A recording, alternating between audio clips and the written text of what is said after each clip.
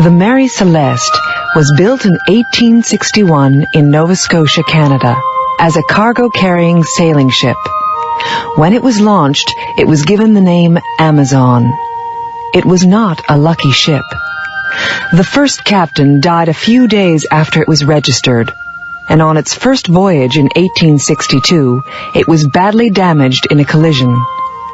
While it was being repaired in port, it caught fire.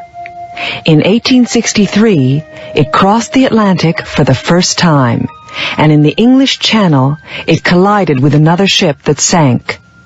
The Amazon was badly damaged itself.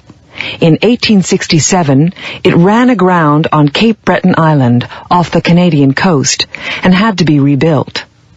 It was then sold, and the name was changed to the Mary Celeste. Sailors are very superstitious and dislike sailing on ships which have been unlucky or which have changed their names. Many sailors refuse to sail on the Mary Celeste. On November 5, 1872, the Mary Celeste left New York, carrying a cargo of industrial alcohol to Genoa in Italy. There were 11 people on board. Captain Briggs, an experienced captain, his wife and 2-year-old daughter, and a crew of 8. A month later, the Mary Celeste was seen by another ship, the Dei Gratia, about halfway between the Azores and the Portuguese coast. Captain Morehouse of the Dei Gratia, a friend of Captain Briggs, noticed that the ship was sailing strangely. When the Mary Celeste did not answer his signal, he sent a small boat to find out what was wrong. The Mary Celeste was completely deserted. The only lifeboat was missing. All the sails were up and in good condition. All the cargo was there. The ship had obviously been through storms. The glass cover on the compass was broken. The windows of the deck cabins had been covered with wooden planks. There was 3 feet of water in the cargo hold, which was not enough to be dangerous. The water pumps were working perfectly. There was enough food for 6 months and plenty of fresh water.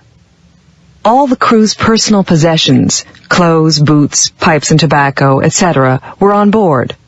There were toys on the captain's bed. There was food and drink on the cabin table. Only the navigation instruments and ship's papers were missing.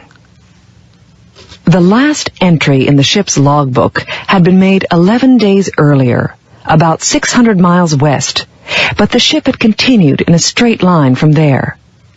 The forehatch was found open. There were 2 deep marks on the bow near the waterline. There was a deep cut on the ship's rail, made by an axe. There were old brown bloodstains on the deck and on the captain's sword, which was in the cabin. Captain Morehouse and his crew were given the salvage money for bringing the ship to port.